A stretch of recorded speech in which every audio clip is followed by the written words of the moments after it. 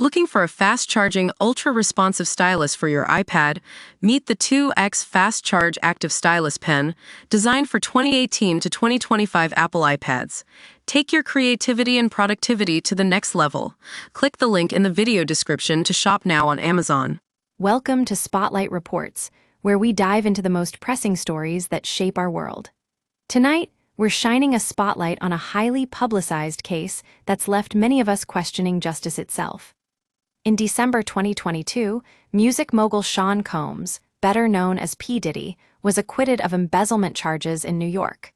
But what does it mean when someone is found not guilty? Is it the same as being innocent?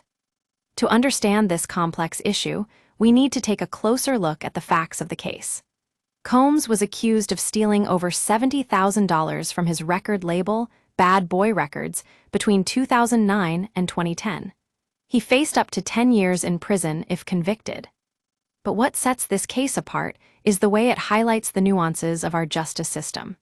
When Combs was acquitted, it sparked a heated debate about whether being found not guilty means someone is actually innocent.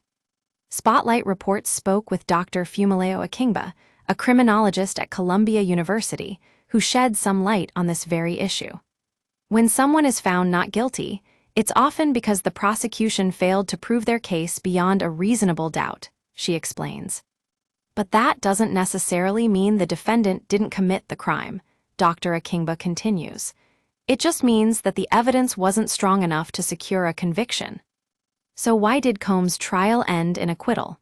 According to court documents, several key pieces of evidence were disputed or couldn't be produced by the prosecution. One major point of contention was the missing emails that could have implicated Combs in the alleged embezzlement. The prosecution claimed they had been deleted or lost, but Combs and his team argued this was a fabrication. Another issue arose when former employees came forward to testify against Combs. However, their stories were later disputed by other witnesses who claimed the employees were lying. It's clear that the prosecution struggled to secure a conviction in this high-profile case. But does that mean Combs is innocent? As Dr. Akingba pointed out, being found not guilty doesn't necessarily equate to innocence. In fact, many argue that our justice system often favors acquittal over conviction, even when it means letting guilty individuals walk free. This can be frustrating for victims and their families who see justice served through a guilty verdict. The Combs case serves as a stark reminder that being found not guilty is just the first step in the process of seeking justice.